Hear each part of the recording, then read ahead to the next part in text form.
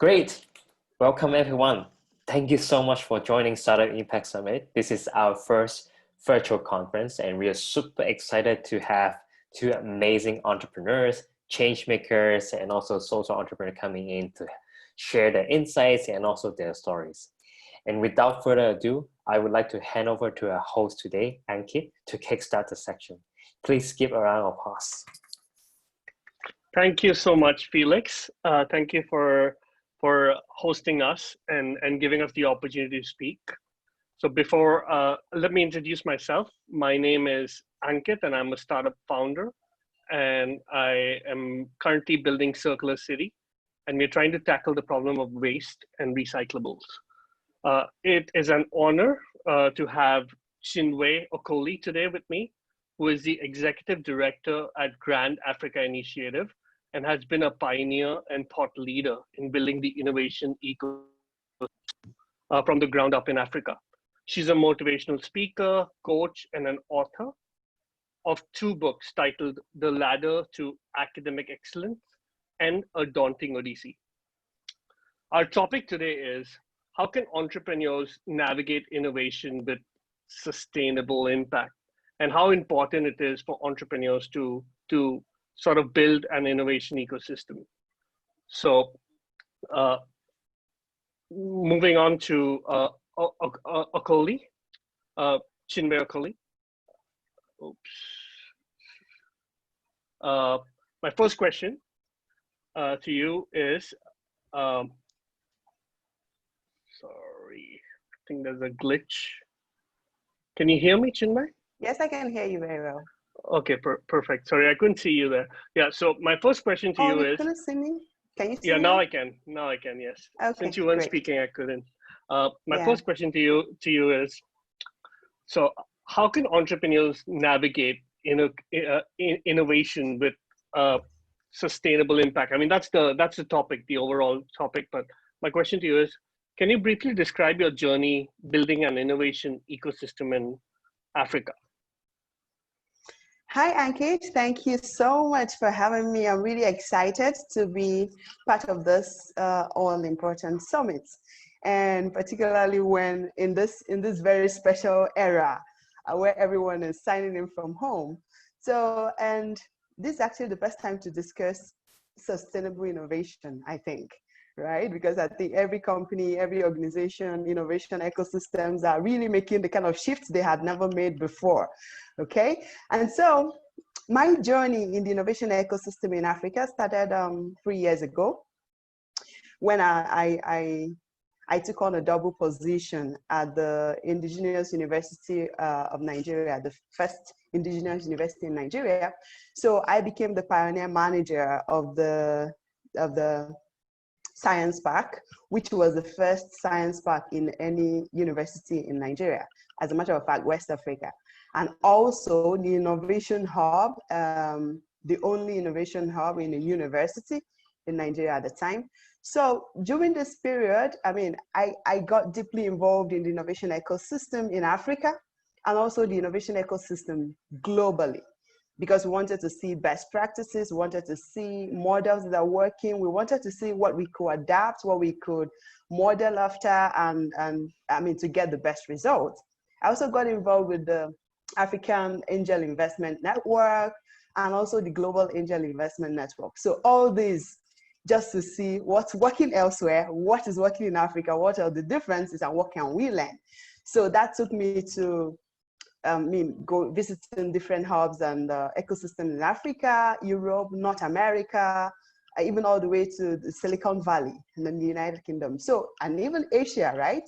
And so I think mine is a unique journey because it started in a university that has over 40,000 students. So promoting innovation and entrepreneurship in that community of young people, you know, it was quite exciting for me because considering the unemployment rates in Africa, that gave me a platform to champion grooming undergraduates who will graduate not only with certificates, but only with companies that could potentially employ them and their mates. Okay, and also young people who acquire 21st century skills needed in today's digital world. Okay, so this resulted in, we saw results where young people, even as students, were being outsourced to global tech companies abroad, you know. And then so thereafter, I started a Grand Africa initiative, which became a platform to give me the same, should I say, a broader opportunity, right? To now make that impact beyond just a school, but now at a Pan-African level, okay? So I think that's what it has been for me. And so right now at the Grand Africa Initiative, we're promoting equal opportunities for young Africans, irrespective of where they live, irrespective of their locality, especially in the underserved areas, because what we've seen is that innovation hubs are mostly located in the big cities. So that kind of sidelines the young people who are growing up in suburban areas. So that's actually part of what Grand Africa is doing. So I think that's pretty much a summary of my journey so far. That's truly inspiring, Chinwe, and I must say that you're a true hustler. Just building and tying all these ecosystems together is definitely not an easy thing. Thank you. So that brings me to my second question, which is, what were some of the challenges or hurdles you faced with stakeholders such as the government or academic institutions, local businesses, to ensure that your vision came through with so many things that you were doing? Okay, so building an innovation ecosystem right here, or trying to build an innovation hub or science park in Africa has its peculiar challenges, because Africa is a developing continent, Nigeria is a developing country. And so a lot of things, a lot of should I say, things that should be there or that should help you make easy transition are not there, right? So number one thing became lack of funding. Because we're in a university environment, the university had been operating for many years without an innovation hub or science park. So there was no budget for that. And so when we started, one major thing was lack of funding. I mean, to get the necessary infrastructure, to get the buildings, to get the equipment. So that was a lack of funding, and it was not easily coming from the government, because the institution was a federal government institution. And so, and due to the federal system, the federal government will not just wake up and just allocate some money to the institution without allocating to some other institutions in different parts of the country. So that lack of funding for takeoff was one major hurdle.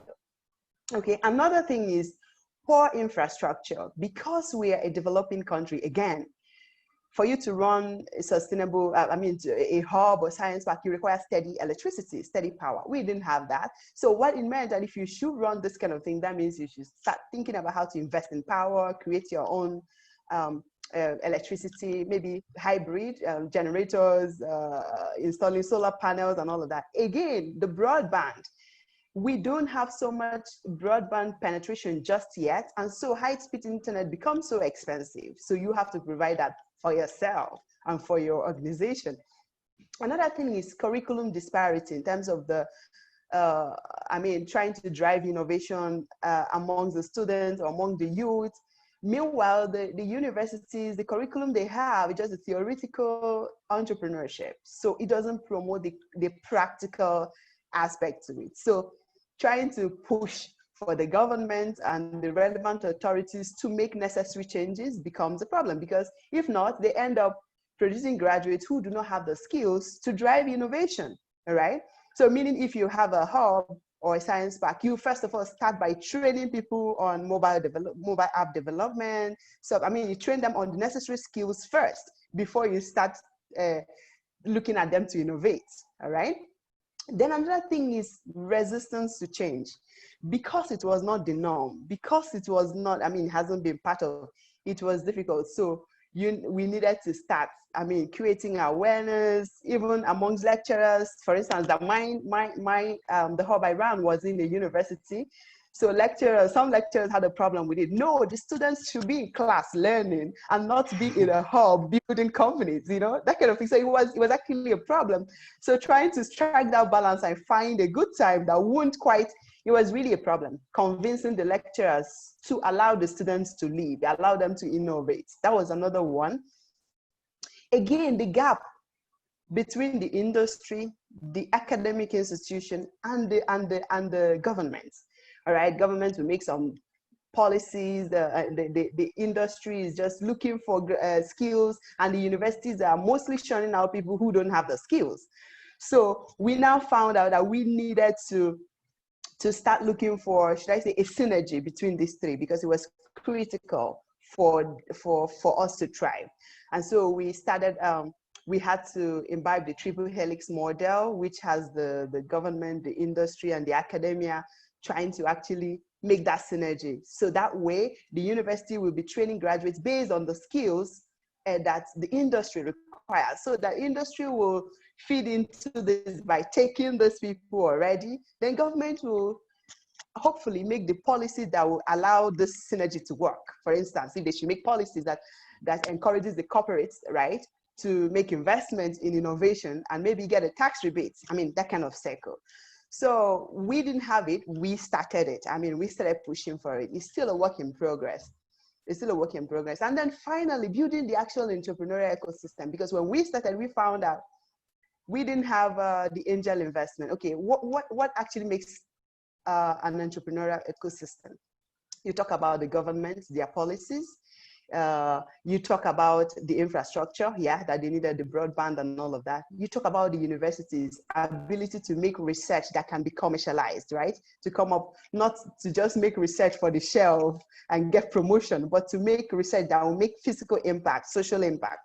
They'll talk about the mentors and advisors who will actually mentor these young people, the startups, then you talk about, yeah, the hub and all of that, the accelerators, angel investors. These are all part of the ecosystem, right? The funding and finance, where it comes from, the corporates, right? Who would actually who are expected to encourage these startups by investing in them or by giving them access to market, maybe partnering with them to scale their products.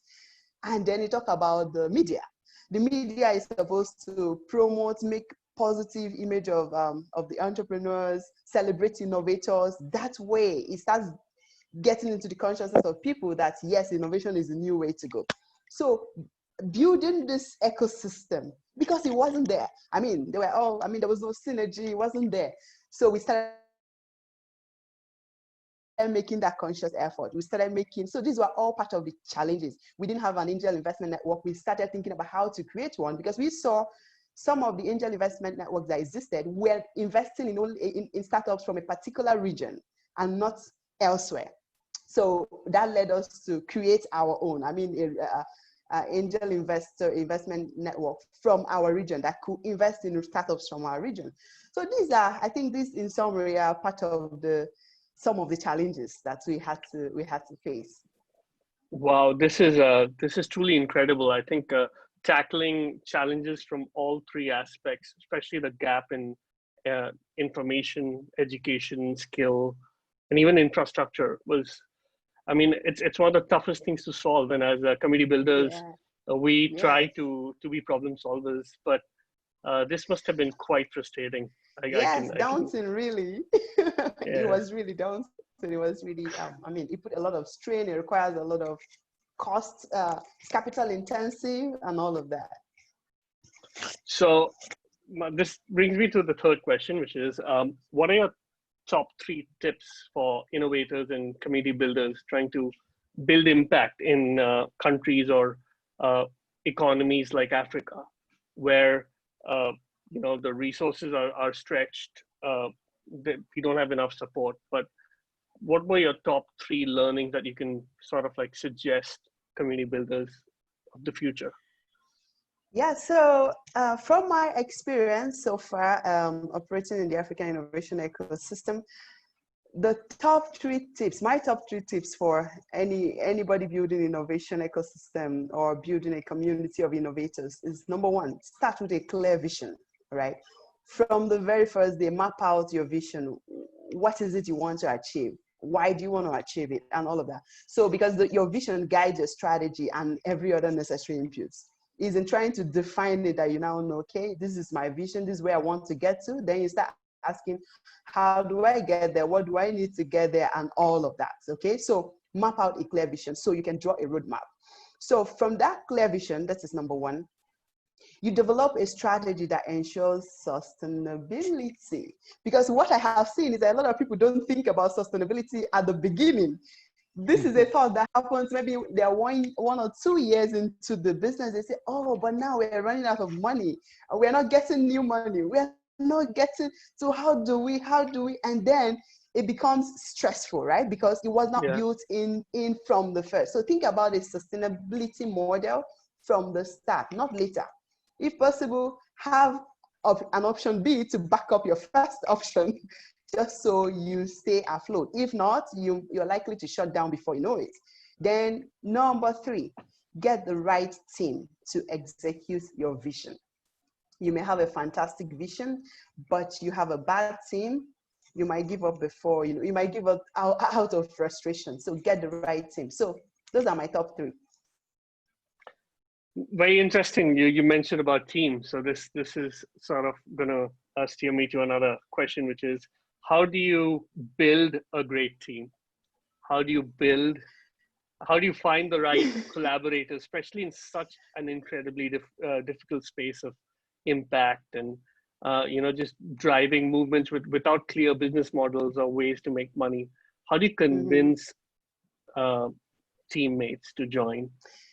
Yes, so the important thing, I think the most important thing is you as the founder or as a driver being convinced in your own vision. Because the truth is that some people start something, they don't have a clear plan or clear vision of where they're going. And so you could see them getting on their team, their brothers, their sisters, their friends, just because they're their friends. And so nobody's taking it serious from the first day.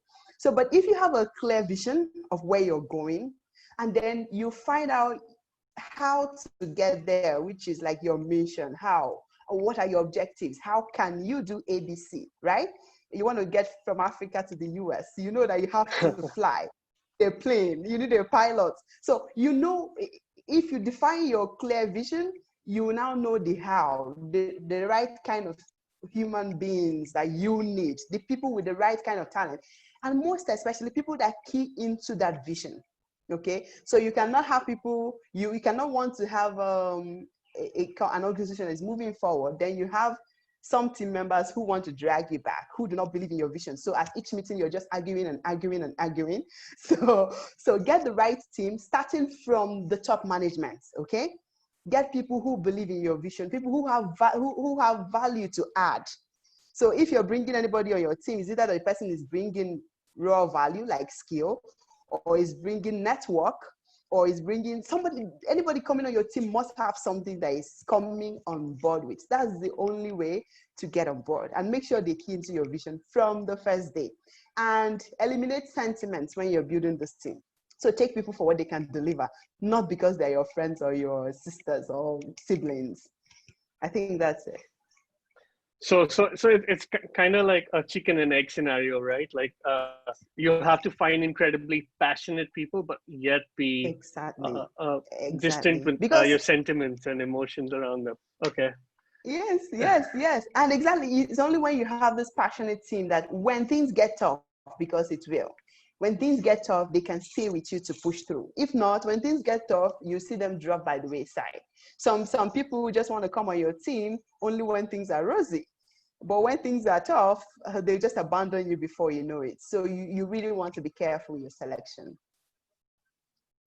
So how do you make this sustainable? How do you make this like whatever we're doing, right, with all the right purpose, the right intent, how do we tie in financial sustainability, right? Especially when the funding doesn't come through or the governments don't support you. How do you make it sustainable is my question. Okay, so talking about sustainability in the innovation ecosystem, it's actually a key problem, if I should, because many innovation hubs or startups or even accelerators, that's many of the ecosystem builders usually start their organizations on passion. Oh, I have this noble idea, I have this noble goal, I want to make social impact, I want to change the world. I mean, all those are all fantastic. But what happens is that most of them forget to think about how to sustain this organization 5 years down the road, 10 years down the road.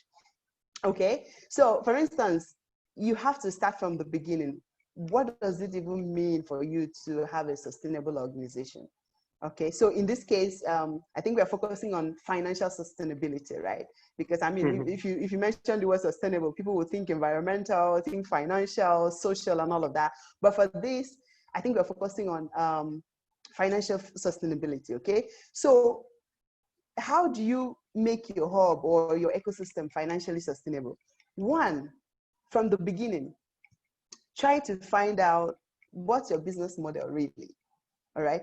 Many people start an innovation hub without looking at it as a business, or start a science park without looking at it as a business. Or yeah, it could be non-profit, it could be, yeah, whatever model, it could be profit driven or non-profit, but it must be treated as a business first.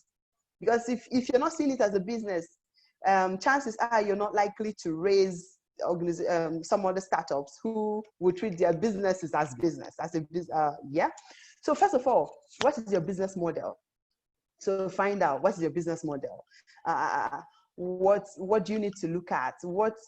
How do you make money? How do you deliver what you deliver? How do you deliver your product or your service? Is it free? Is somebody going to pay, or are you depending on a company sponsoring you? What is it you want to achieve? Number two, you need to, there's this thing they called innovation theater. What does that mean? I think that word was described by Tendai Vicky, okay, on Forbes. In Innovation Hub, it's okay, you see a lot of sticky notes, the whiteboards, the bean bags, canvases, people gather, take some colorful pictures, they're brainstorming and all of that. And at the end of the day, they think that's just, they get carried away by that whole act, and that becomes innovation, right? But sticky notes and canvases are not really innovation, right? So of course those are the acts that help you to actually innovate, but most times we tend to get carried away just doing that, and we say we are innovating. So at the end of the day, we are forgetting to think about coming up with products that solve problems that people can pay for, right? So you just make fine product based on the colorful sticky notes and all of that without thinking about the market, thinking about the business side to it. So avoid innovation theaters where you just do the colorful notes and all of that.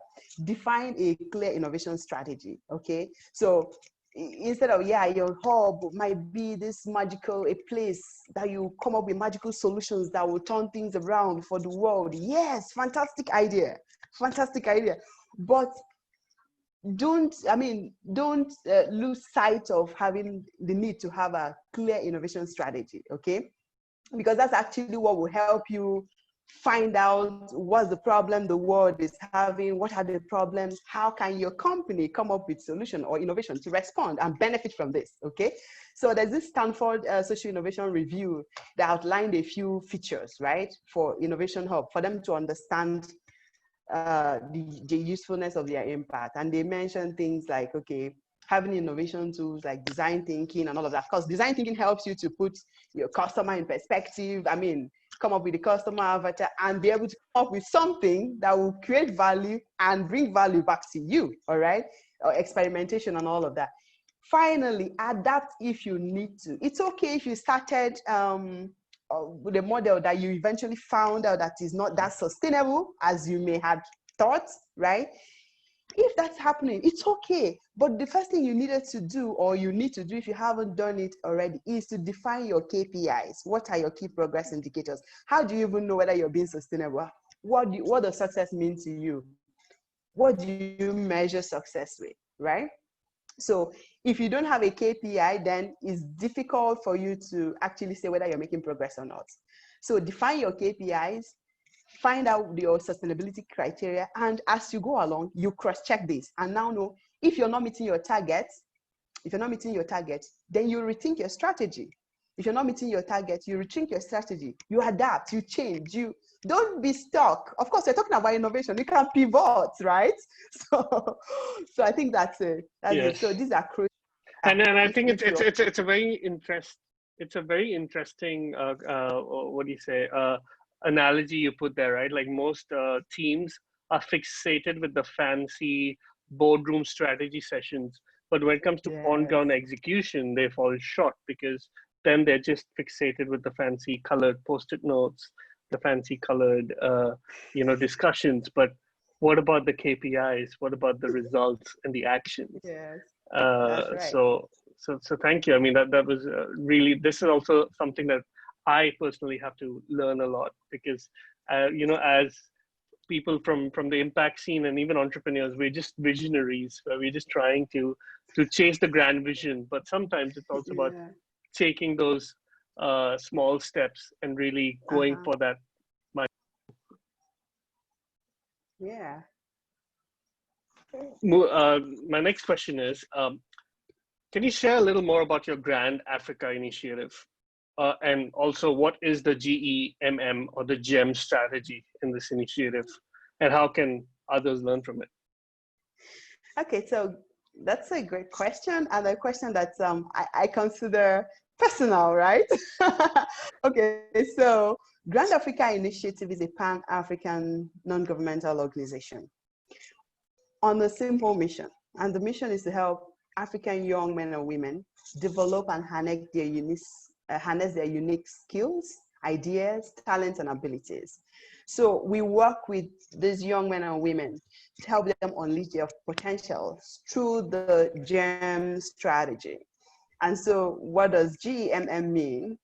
G stands for gather, E, empower, and mentor, and then monitor. I'll tell you more about it in a bit. So our mission is just to train, empower, and provide technical support to African young men and women to help them with digital skills, employability, entrepreneurial skills for self-sustenance. Like I mentioned earlier, unemployment is so high in Africa, and every year, young people are being released into the labor market from higher institutions with no jobs, okay? So we're promoting entrepreneurship, innovation, skills, digital skills that can help them either build companies or start become self-employed, or even have the skills to work for companies in the 21st century, right? We've seen young people who are outsourcing to companies in the US and all of that on an individual basis. So those are the kind of things we want to promote. So we drive digital inclusion in Africa, helping young men and women to see the value and also they acquire the skills they need in education, entrepreneurship, and innovation. So when we do this, of course, we believe that more jobs will be created, young people will have means of livelihood, and so social vices and all of that would be reduced over time, right? Unemployment rates will come down over time. Of course, they will create more jobs and all of that, the ripple effect. So that's the grand vision. Also, our programs, we seek to achieve sustainable development of Africa by igniting the energy of young people because we believe they have a lot of energy. We just need to channel these energies properly. And Africa has a larger percentage of a great number of young people. So pushing this actually in the right direction for the continent. So we focus on youth employment, entrepreneurship, innovation, education, and digital inclusion. So now talking about the GEM strategy. So we gather, because normally our programs involve more than one person at a time. So we get people together either physically or online. We gather them, then we empower them. That's like equipping them through trainings, workshops, skills, whatever it is. We empower them to acquire the right skills, or empower them with the right information to know where to get funding, get internship, get exchange opportunities, and all of that, scholarships. Then we mentor them beyond just training them. Some of them need further guidance. So we mentor them. So the monitoring, the last M, is for us to monitor our progress, monitor the impact of our program, see what we can learn, see what is working and what needs to be changed. Because if you're running a successful organization, you always need to measure your KPIs against your actual results. So that's it. So what can other companies learn from it? Yeah, I think they should learn to monitor, right? Learn to monitor their KPIs against results and see where to change when necessary. Thank you so much. That's the nutshell of our Grand Africa Initiative. Thank you. This is truly inspiring. So Thank you. You set up, in your introduction, you did mention that you set up and launched the first university embedded incubator and science park in West Africa. Again, how did you truly go about it? Like, what are some of the key things we as builders can sort of like replicate when it comes to doing something like that? Okay, so like I mentioned earlier, the project was a university project. So I came on board as the pioneer manager, meaning I was there from the setup to board inauguration to setting up the space, developing the curriculum. So it was not my personal project, it was a university's project, but I was the one that pioneered, I was the pioneer manager. And so our lessons, it was quite unique because, I mean, being the first of its kind in this area, in this country, we learned a lot because we had to learn by doing. There was no predecessor to learn from. Okay, so first thing, like I had mentioned earlier, if you want to establish this kind of initiative, infrastructure, you need to make adequate plans to provide infrastructure for yourself.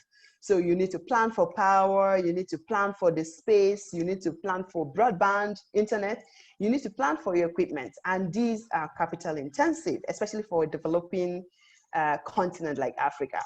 So then culture of innovation and mindset shifts.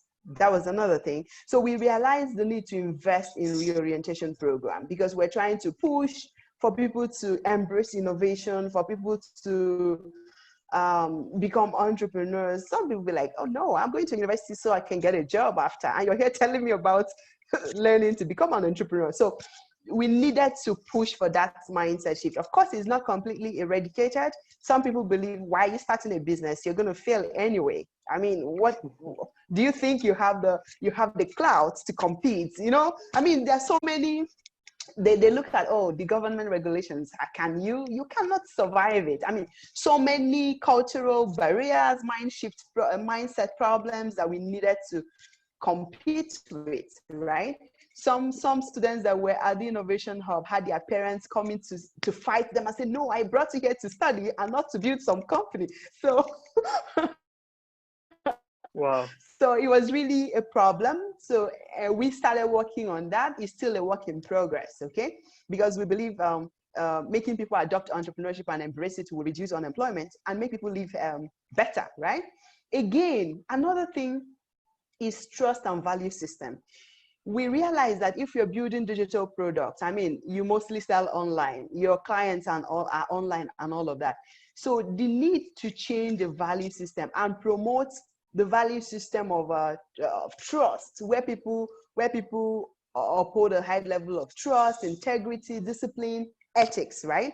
Because this is the only way investors can confidently invest in a business by a young person without a financial background, believing that the young person or the young founders would apply this funds to the business for which it was meant, and not a case where they will get funding and they will use it to buy a car.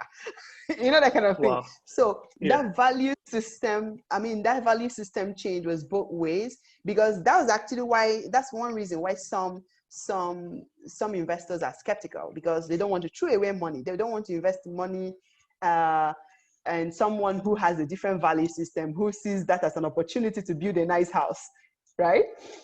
So then getting the right team.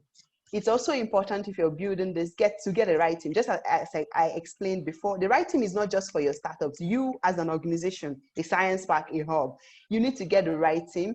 Both the decision makers, I mean the top management level, and the tactical team. Because if you don't put the right governance structure, the right authority channel in place, then you might find yourself going in circles and making decisions becomes very difficult.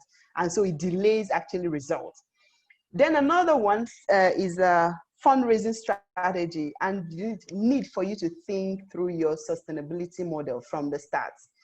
I could say it happened to us. Yeah, we started with all the grand vision. By the time we were 1 year into it, we realized, oh no, we need to make more money to keep this going. You understand? So for this, there's no one size fits all. I will not say copy anyone verbatim. You need to study, check who your partners are, check who your audience are, who who are you delivering to, who are you offering your service, and what is your community like? All these things will help you to develop your KPIs, like I said earlier. And so measure your, assess yourself, do critical assessment, and also try to get feedback from these partners, the consumers, the people that are using your service. That way it will help you to improve your model, because everybody needs to, at the end of the day, come up with a model that is unique to you and that work in your own way. Fundraisers that are successful, I think you have to consider your network. And again, what's your grasp of the product or service that you're offering? Are you a leader in that, or are you just one of those? So these are all the things that will help you to fundraise and maybe become more sustainable. And finally, just know that policies in this part of the world are still evolving. So a lot of things that should be in place are still a work in progress. Thank you for that. So so as a budding investor, if I were to invest in Africa, right, angel invest in Africa, how do I understand the broad innovation systems in terms of ecosystem, in terms of what is the mix of business, technology, talent there? Like how can I take a call and understand that market? Can you give me a little more insight and detail on that? Yeah. Sure, I'd like to. Okay, let me start by stating, of course, Africa innovation ecosystem or Africa innovation landscape is not yet side by side with the Silicon Valley and the Shenzhen innovation ecosystem, for instance. Those ones are more advanced. Of course, they've been around for a lot more number of years. But the important thing is we are on our way to getting there. We've started and we're making progress, right? So I would say that there's a huge mix of the business talent, the tech talent, and all of that in Africa. Let me first of all tell you that Africa is a continent of 1.2 billion people and counting. Of course, we are not static. It's still growing. And is the second most populous continent in the world with 54 officially recognized countries, okay? And it has the youngest population in the world because the global median age for population is 30.4 years old, but Africa's median age is 19.7. Wow. So what this is that Africa would become the next destination for innovation because of the young pool of people, right? A pool of young people. So the technology of the fourth industrial revolution, I believe it belongs to the youth. And so since Africa has this in abundance, so this young population would drive this, okay? So in recent years, we've seen a proliferation of African innovation hubs with a variety of models, services, and reasons for existence. So far we have, just in the past year, the number of hubs in Africa grew by over 50%. Okay, and so we have about, should I say, almost 700 hubs across Africa as of 2019. Wow. So and Nigeria, being in the West Africa, has 85 hubs. By the way, Nigeria is the largest African country with over 200 million people. So Nigeria is in the West Africa with 85 hubs and counting. Then South Africa in the south, 80 hubs. Egypt in the north, 56, and Kenya in the east, 48 hubs, right, as at 2019. So what this means, the growth of this number of hubs simply means that they're playing crucial, more players in the innovation ecosystem, building more community of developers, tech talents, and all of that, all right? So we've seen an upswell in local software engineering talents, startups, number of startups sprouting from the ecosystem and all of that. And hubs in Africa are beginning to grow beyond the metropolitan cities. Like the one I managed was at the suburban part of the country. So meaning, we're spreading out. So, and that means more talents, more opportunities, more. There's this statistics from GitHub. GitHub, it said their October's report said developers from Africa created 40% more open source repositories on the software engineering marketplace in the past year. That's a higher growth percentage than any other continent globally. All right. So you see 70% from Morocco, Kenya, 60%, and all of that. So what does this tell you? it just tells you that, I mean, there's a lot happening in this continent and it's only getting better, all right? And African innovation landscape has started attracting global tech giants like Google.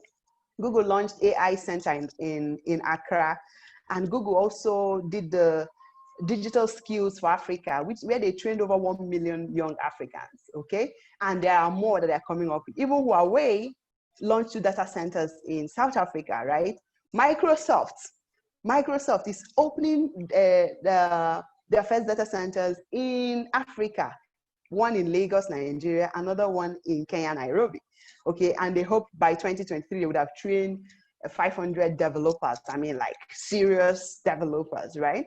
So then you talk about, I mean, companies like Facebook. Facebook has been playing huge in Africa, including in Nigeria. In fact, where I was at the Science Park and Innovation Hub, we partnered with Facebook. So they are going into every nook and cranny of Africa somehow. And so then on investment, just in 2019 on angel investment, African startups received $1.3 billion, $3 billion in investments, okay?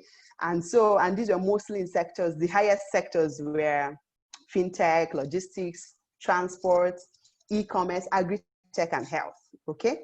So again, this landscape is growing. Before, we didn't have much number of structured angel investment networks. We had more of individuals supporting their people, family and friends kind of investment. But now, over the past few years, we've seen over 80 angel investment networks across Africa. And this number is still growing, okay? And that's also in addition to private foundations, private equity, corporate grants, competitions here and there.